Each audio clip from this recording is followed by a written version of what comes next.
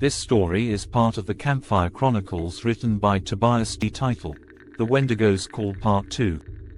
Jack turned toward Ben, his expression grave. It's always hungry, always starving. The more it eats, the more it needs. It consumes people, consumes their bodies, their minds. And when it gets close, it drives them mad with hunger too. The Wendigo isn't just a creature, it's a curse. Anyone who encounters it becomes part of that hunger. A gust of wind swept through the camp, blowing out one of the smaller flames on the outskirts of the fire. The darkness seemed to close in around them, the trees looming like giant, skeletal figures. Suddenly, Ben snapped. "This is bullshit. I'm not staying here listening to ghost stories all night while something's out there pretending to be her sister." He grabbed his flashlight and pointed it toward the direction of the voice. "I'm going to check it out." Jack lunged for him. "Don't, that's exactly what it wants." But Ben was already walking away, his flashlight beam cutting through the darkness. Sarah, her face twisted in agony, watched as Ben marched toward the forest's edge. She opened her mouth to call after him but stopped herself, her throat tight with fear. Lisa looked at Jack, her voice barely a whisper. "What if he doesn't come back?" Jack stared into the darkness, his jaw clenched. "He won't, not unless we stop him." Before anyone could react, another sound came from the woods, a heavy, dragging noise, like something large was moving through the underbrush. The voice that had called out in Emily's tone fell silent, replaced by a low, guttural growl that seemed to rumble through the ground beneath their feet. Ben stopped, his flashlight beam shaking in his hand. He spun around, pointing the light in all directions, but the source of the growl remained hidden in the shadows. "Ben, get back here!" Jack shouted, his voice filled with urgency. But Ben didn't move. For a long moment, the only sounds were the crackling of the fire and Ben's ragged breathing. Then, from somewhere deeper in the forest, came the unmistakable crunch of leaves underfoot, slow, deliberate footsteps approaching. "Do you hear that?" Ben called out, his voice trembling. "Something's coming." The campers watched in horror as Ben's flashlight flickered, the light dimming as though the darkness itself was swallowing it. And then, just beyond the edge of the trees, a figure appeared. Tall and gaunt, it stood motionless for a moment, its shadow stretching impossibly long behind it. The firelight flickered, revealing more of the creature's form, a twisted, emaciated figure with pale, gray skin stretched tightly over its bones. Its eyes glowed faintly, reflecting the light from Ben's flashlight like two pinpricks in the dark. Ben stood frozen, his flashlight shaking as the creature stepped forward, its long, bony limbs moving in an unnatural, jerking motion. The air grew colder, and the stench of decay filled the camp. "Ben, run!" Sarah screamed, but it was too late.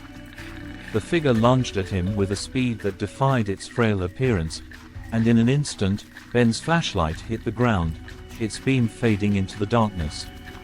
The last thing the campers heard before the forest fell deathly silent was Ben's terrified scream, swallowed by the night. The scream cut through the night like a blade, leaving an oppressive silence in its wake. The forest seemed to hold its breath, waiting, watching. The campers stood frozen by the fire, their eyes wide with terror. Jack moved first. His face, hardened by years of experience in the woods, was pale but resolute. "Stay close to the fire," he ordered, his voice barely above a whisper. "It won't come near the light. Not yet." Sarah was trembling, her breath coming in short, panicked bursts. Ben's gone," she stammered, her voice breaking. What was that thing?" Jack didn't answer right away. His eyes scanned the tree line, watching for any movement, any sign that the creature was still near. "That was the Wendigo," he said finally. "It's taken him." Lisa, who had been silent, let out a choked sob. "But why him? We were all standing together. Why did it take Ben?" Jack's face tightened, his eyes darkening as he stoked the fire with a long branch. "The Wendigo picks the weakest first. Not physically, he added, glancing at Lisa's terrified expression. "But the ones who are most desperate, the ones who don't believe, or think they can fight it. That's how it chooses." "He was trying to save Sarah's sister," Lisa whispered, her voice trembling. "He wasn't desperate." "He didn't believe," Jack corrected, his voice cold. "He thought it was just a story." The wind howled through the trees again, louder this time, as though the forest itself was mourning the loss of Ben. The flames in the fire pit flickered and bent, as if they too were being swallowed by the encroaching darkness. Suddenly, from the shadows, another sound came, a voice, but this time it wasn't Emily's. It was Ben's. "Help! Me!" the voice called out, weak and pitiful. "Please! Don't leave me!" Sarah stood up suddenly, her eyes wide with shock. "Oh my God, that's Ben! He's alive!" "No!" Jack shouted, grabbing her arm before she could move. "That's not him. It's the Wendigo again. It's trying to get us to follow." But Sarah was frantic, pulling away from Jack's grasp. "No, Jack, I know his voice. He's out there. We can't just leave him." Lisa looked from Sarah to Jack, her face pale with indecision. What if she's right? What if Ben's still alive? The voice came again, closer now. "Please, I'm hurt. I can't find the way back." Jack's face was grim, his jaw clenched tight. "I told you, it's not him. That thing will use any voice it can to lure you in. If you go out there, you're as good as dead." Sarah shook her head, tears streaming down her face. "I can't leave him out there to die, Jack. I can't." Before Jack could stop her, Sarah broke free from his grip and sprinted toward the sound of Ben's voice. Lisa screamed after her, but Sarah didn't stop, disappearing into the trees, swallowed by the darkness. "Sarah, no!" Jack roared, but it was too late. The shadows had claimed her. For a moment, there was only silence, the fire's weak crackle the only sound in the oppressive, deathly stillness. Then, from somewhere deep in the woods, Sarah's scream echoed back to them, piercing, filled with terror and pain. It was cut off abruptly, leaving only the wind to fill the void. Lisa collapsed to her knees, sobbing uncontrollably. "She's gone. Oh God, she's gone." Jack knelt beside her, his face hardened but his eyes filled with sorrow. "I tried to warn her," he said softly, "but the Wendigo doesn't give second chances." Lisa looked up at him, her eyes wild with fear. "What do we do now? We're trapped out here. It's going to come for us next." Jack looked into the fire, his jaw clenched. "We wait for morning. The Wendigo is strongest at night. If we can survive until dawn, it'll lose interest and move on." Lisa shook her head, her body trembling. I can't stay here. I can't just wait for that thing to kill us." "You don't have a choice," Jack said, his voice firm. "If you leave the fire, it will find you." Lisa buried her face in her hands, her sobs muffled by her fingers. Jack stood up, walking slowly around the fire, keeping his eyes on the tree line. His mind was racing, trying to figure out how much time they had left until dawn. The minutes dragged on, feeling like hours. The wind continued to whistle through the trees, but the voices had gone silent. No more pleading calls for help, no more imitations. Only the eerie, oppressive quiet of the forest remained. Jack felt a cold shiver run down his spine as he glanced at the trees again. He could feel it, the Wendigo was still out there, watching, waiting for one of them to make a mistake. Suddenly, the fire flickered, the flames sputtering as though struggling to stay alive. Jack's heart raced. He knelt down, throwing more wood onto the fire, but it seemed like the flames were being suffocated by the darkness around them. "We have to keep the fire going," Jack muttered, more to himself than to Lisa. "It's the only thing keeping us alive."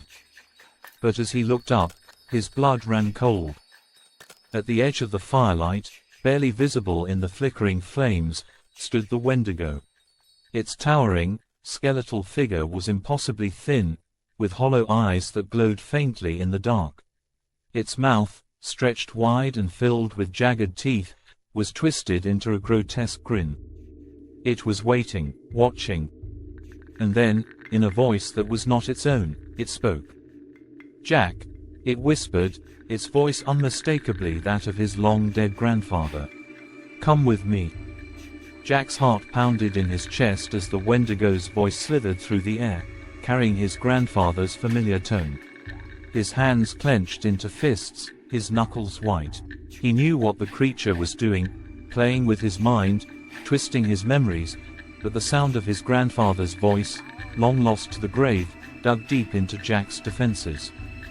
"Jack, come with me," the Wendigo repeated, its hollow eyes glowing in the dark like twin embers, fixed on him.